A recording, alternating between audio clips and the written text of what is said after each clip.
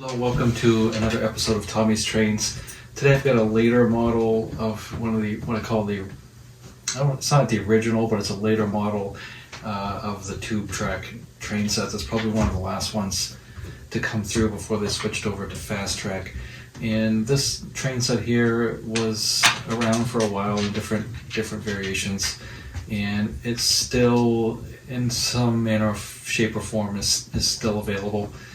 But it's not like this. And the trains that I'm talking about, if you looked in the Lionel catalog at the time, this was all the way to the right, the most deluxe train set you could buy. And that train set is this one. It's the Santa Fe Special.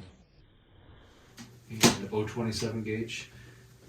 The children's scale, not too small to break and be hard to put on the track, not too big to be cumbersome, expensive and hard to fit in small places. So this is a figure 8 set, and it's got some action accessories in it, and the part number for this is 6-11900. So this is a really neat set. This was probably one of the most deluxe starter sets you could buy at the time. So we're going to take this out of the box and put it together. So unlike some of the earlier sets where they had a box that you'd slid the top off, this one has a you don't know if it's a blow molded or an injection molded styrofoam, but all the pieces fit in this styrofoam tray, and I like the old ones better for a variety of reasons, mostly being because it was all cardboard, but also it was 2 tray levels, so as you acquired some more trains you could still keep putting them in the box and still keep everything together. This right here doesn't really allow you for any more room of accessories, cars and locomotives in particular. So here's our owner's manual, which is important to have. This right here is the track clips. I don't know for a fact, but it seems like some of these newer sets came with a set of track clips, and what those are the let's see, 70-2901-250 027 gauge track clips. And I put these on a lot of my trains. It just allows you to keep your tube track from separating. And this is made in China. So what I was noticing about this set is that some of the parts were made like Mako, some were made in Korea, some were made in China, and then it was still assembled in the United States. So I'm told that they still assemble and detail some things in the United States, but this is right about the time where everything, 1999 I believe, had moved overseas, and to me it's a shame. Lionel's in America just seems like, it's like apple pie baseball and Lionel trains. So having these made in China to me is like a slap in the face, but it's just how it is. Ertl Toys, the John Deere and International Toys, they all were made in Iowa, and then at some point they all just got shipped out. And so even, the farm toys of America's heartland are made in China. And I really, as a farmer and growing up as on a dairy farm, those toys were like iconic for being an American kid, I guess. Trains and tractors and toy trucks and stuff, and now it's made overseas, and it just doesn't feel good. It doesn't feel good. But that's just how America's gone. Everything's made overseas. And anyway, I digress. So this train set right here is probably the most deluxe train set you could get at the time. Here's a bag of crates and water troughs and pallets, boxes, girders, pipe, all kinds of stuff. So it came with plenty of freight to put on your cars. And so we have enough track here to build a figure 8, so we're going to lay that out. This track came with an uncoupling operating section, and this is different from some of the ones I've been showing you, where the milk car is not going to work on this, the horse corral is not going to work on this.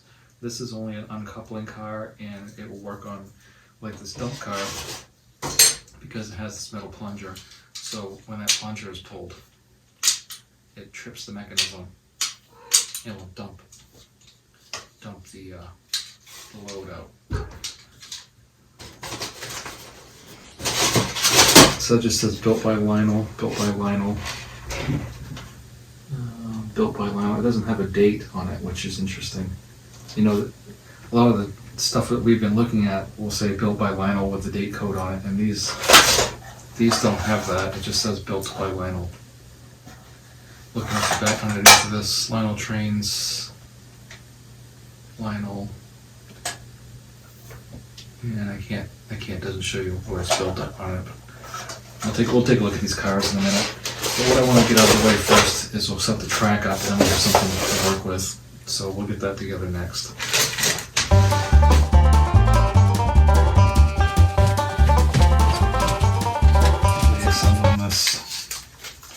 This is the tube track that Lionel's infamous for, and this has hot in the middle and then two grounds, so contact is made by picking up here, going through the motor, then returning out through these outer rails. And this track is really nice and shiny, so I wouldn't say this train has had tons of use. And additionally, the track couplings are these pins. As the train is used and taken apart and put together a lot, these track pins will get weak and they'll loosen up over time. But these ones are good and solid.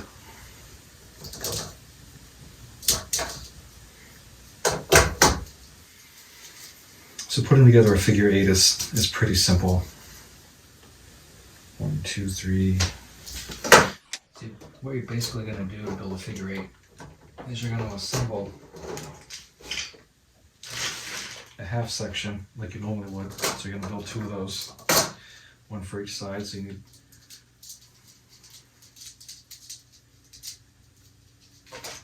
4 sections and 4 sections. It tells you how to do this in the book, but I'm gonna show you how it's done.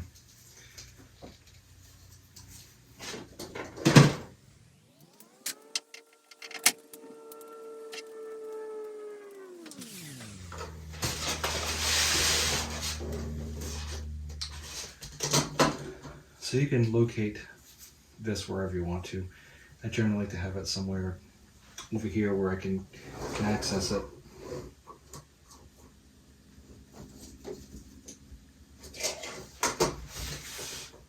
I can already see this one piece right here is loose, so we'll put a track clip in there, and the way that goes is it just sets in, just like that, and then it snaps.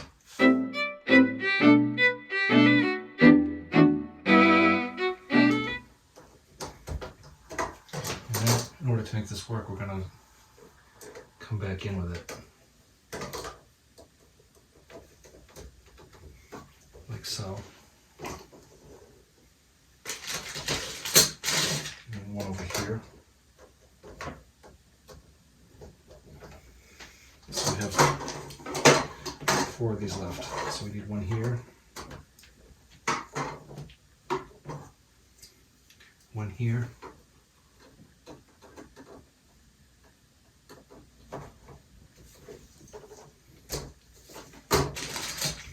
Here's our diamond, and you're going to notice there's only one section here with pins in it. And I don't believe that's correct, but we'll find out here in a second. And what you might have to do if you've got a short area like we've got here, we might have to improvise.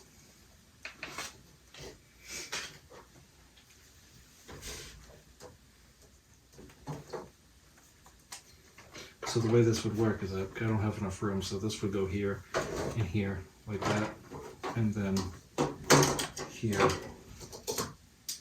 and here like that. So yeah, there should be 2 of these right here should have pins. So I don't have enough room for the diamond, unfortunately anyway. unless I get rid of 2 straights, which we can do that. Let's keep the diamond, but we'll cheat.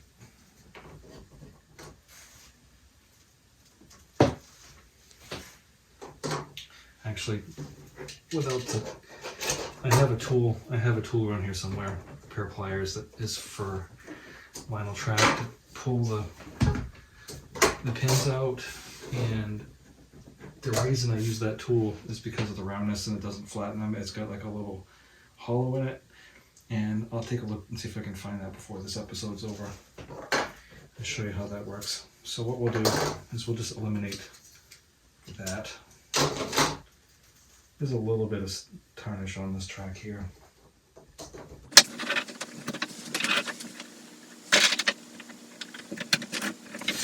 So we'll just take a look and make sure everything is connected. You want to make sure you run your fingers over it so that you didn't overlap any of those pins. Even the system right here, it's possible to, get a pin in the wrong spot. I think the Santa Fe train sets are probably my favorite, and even though I live in New England, and you'd think that, I do love the Boston and Maine and the Maine Central and all those train sets, so don't get me wrong, but my very first train set was a Santa Fe, so I really love Santa Fe trains. So here's our locomotive here, and this, I'm told, is a carryover from the MPC era when everybody thought the trains were cheap and junky, and in a lot of cases they were cheap and junky. I see the traction tires missing on this train, which if you've got a big load and you're pulling up a grade, you're going to want that. And I see some rug or cat fur or something wrapped around the axle here. So, a cautionary about these trains and the tube track is if you run it on carpet, it tends to suck the fibers up out of the carpet and dog hair, everything through the rails, and it'll suck it into these gears and gets wrapped around the axles. Ultimately, it can get into your engine, motors. Yeah, your motor. You can get into your electric motor. Engines are gas, motors are electric. So it can get into the motor and screw it up. What's noticeable about this train is there's no separately applied grab rails. I don't see a whistle. There's the bell, but everything is molded in place. Your pilot, pretty basic, and piece of freight.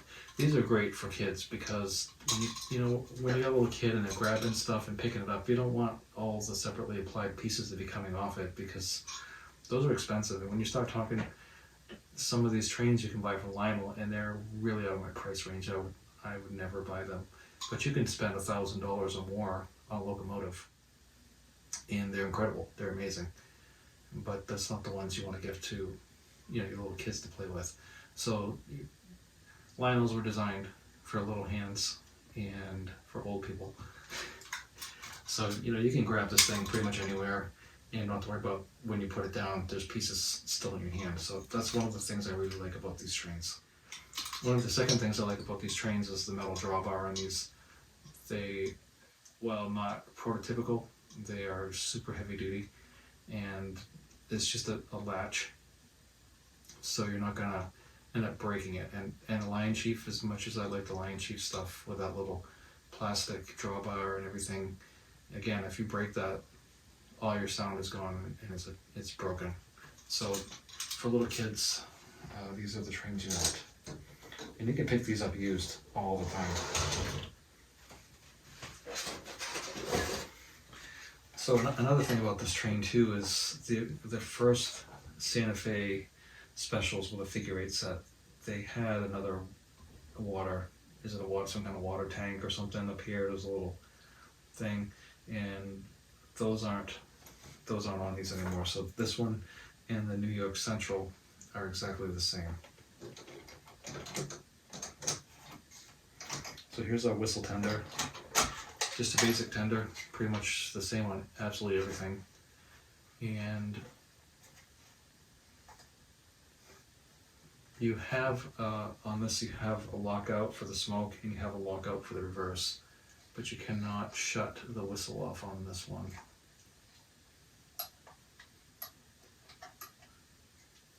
So here's your pickup for the whistle, and all this whistle is just it sucks air through a little piece of plastic, and it blows. So nothing super fancy about that. Lionel, Chesterfield, Michigan, zip code.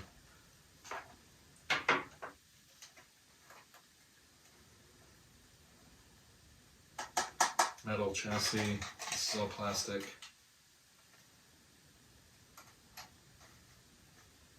Operating coupler on the back. Decent amount of weight to it. But these tenders are all the same on the basic sets, and that's fine. Very easy to sell on the track. And one of the things I like about Lionels too is they're heavier, so they tend to ride the rails and stick on the tracks better.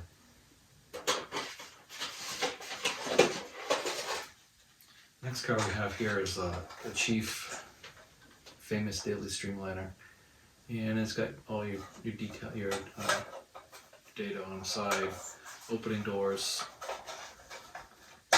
plastic. Again, it doesn't tell you where it's made. It just says Chesterfield, Michigan. You know, at one point these were made in New York City, I believe.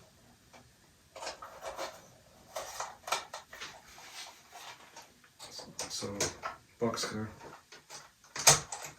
So the next thing I want to add before we get too carried away.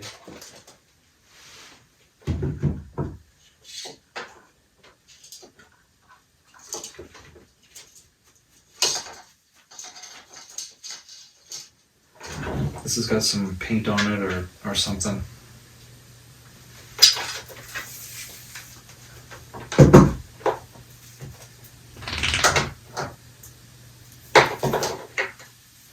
So whenever you get these used, it's always a good idea to kind of like, you know, check over your wires, make sure that it's not all chowed down. So it's got some kind of paint or glue or something on it, but it looks okay. So here's our standard issue Lionel green wire. When I do these, I like to put little terminals on them, either a spade connector or a ring terminal or some fork terminal, whatever you want to call it. And you want to be careful of these right here because that little screw is so tiny and it can fall off and it's a pain to find. There's some glue on that also. So here's our standard 40 watt controller. Nothing special, nothing to write home about. And this one's made in China.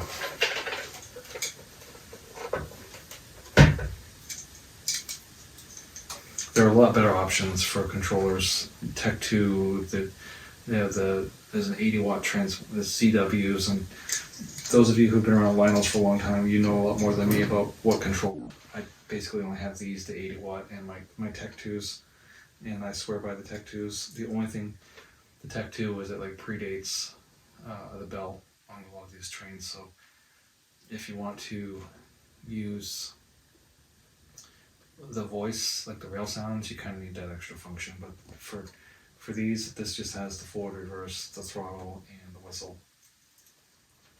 Now, if I was going to make a permanent layout, or even if I wasn't going to make a permanent layout, if I was going to have, let's see, there's 1, 2, 3, 4, 5, 6, so about 12 sections of track here, a little bit more, I would probably put 2 of these lock-ons in place.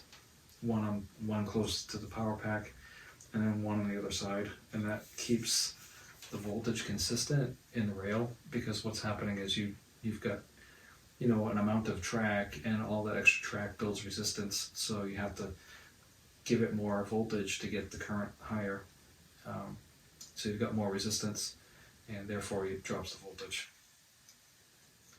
So here's our lock-on, and you know, these are like invaluable these days. If you want to buy a brand new one of these, they're like $20, and it's an insane amount of money. So this just clicks on the outside first, and then it latches onto the middle, like so. And then we've got this little thing here that plugs in. So these controllers don't have an on-off switch. They have a green light when you're plugged in, but any of these train controllers, you're going to want to put it to a power strip, and then you can just turn the power strip on and off, because you don't want to keep pulling the plug in. And you know that causes trouble after a while.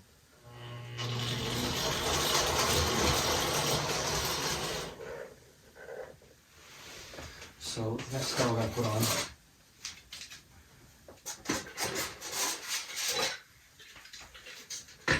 is our Santa Fe ATSF. This is a piggyback car. Let's see. It doesn't say where it was made. This one has die-cast trucks, operating couplers. Now, the MPC area, they came out with these different types of wheels with like the needlepoint bearings, and so there were some good things that came out of MPC. But it's just a regular old piggyback car, and so you need, in order for this to work right, you also need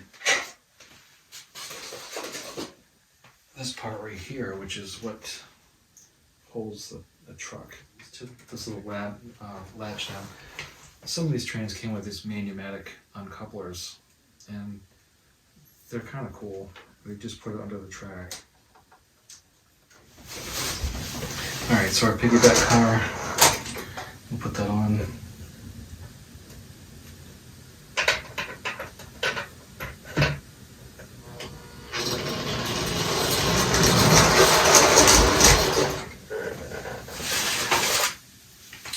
Next car we have here is an auto car, and same thing, it's all plastic, metal couplers, metal trucks, metal wheels. Has the brake wheel on it, so we're not missing that. A lot of times these flat cars are missing brake wheels.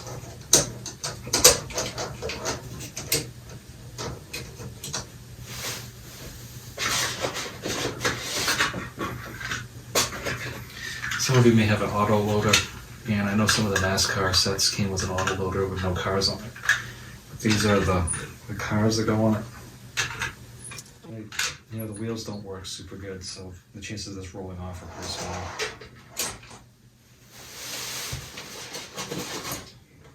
Dump car.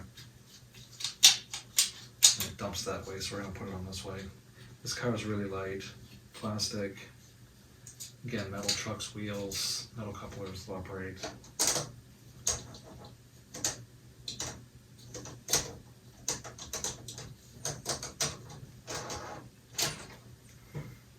Here's our log load. These were different too. These were like just a piece of dowel. The early ones actually looked like somebody went outside and cut a bush down. I don't know if there's supposed to be 4 or 5 of them. This set also comes with 2 of these crossing grades. They're just plastic and they fit in here like this.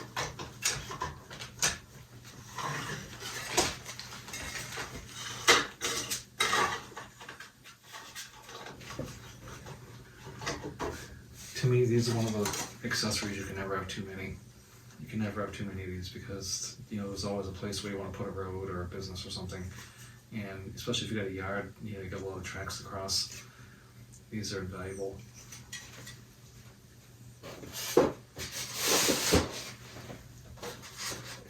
This set also comes with a tractor cab for the trailer, and it's die-cast metal. There's some plastic in it here, but here's our AT and SF caboose, metal trucks, couplers that work.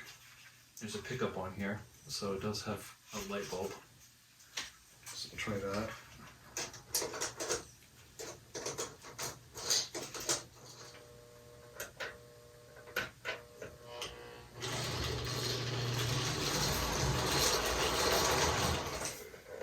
Alright, so the way these couplers work, I'm sorry, these work, and I have to take this off again to get to it and show you.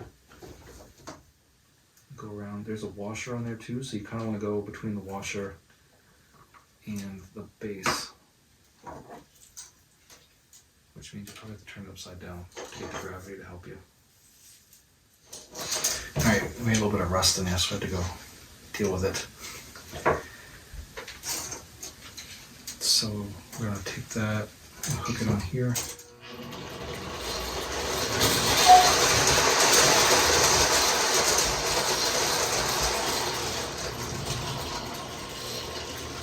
the first thing we'll do is we'll try this as a non-coupler. I want to get that plunger right over the dot there. And you have to have track power on, so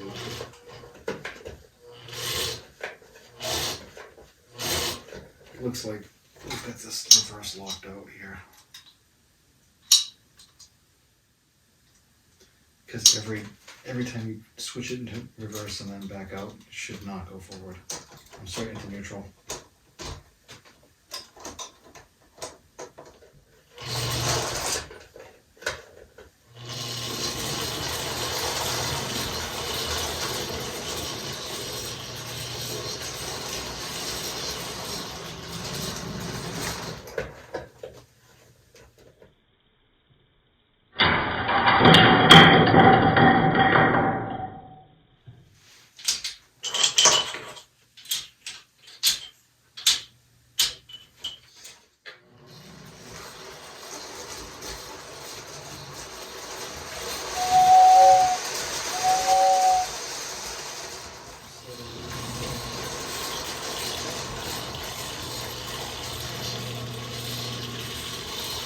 You want to get that plunger right over the dot.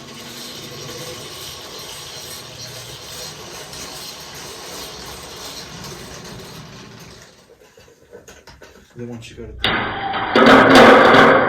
now let's say we want to dump the car off too. We'll reverse a little bit.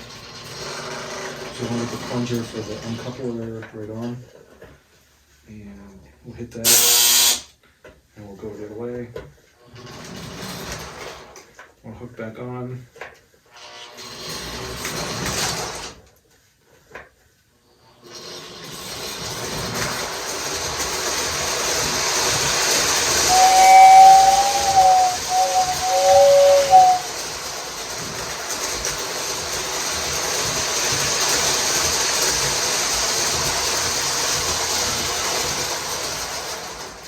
So there you have it, folks, the Lionel 027 gauge.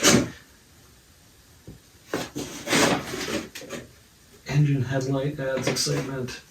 3-rail track system for easy assembly and better performance. Authentic smoke, blast the whistle. Includes truck and crossing grades. Santa Fe special freight set. Probably my favorite Lionel starter set. Ready to run. Everything included. 6-11900. So I appreciate you watching. Stick around, I've got a lot more Lionels to do, and as we're getting closer to the holiday, I've got a couple more tricks up my sleeve to show you.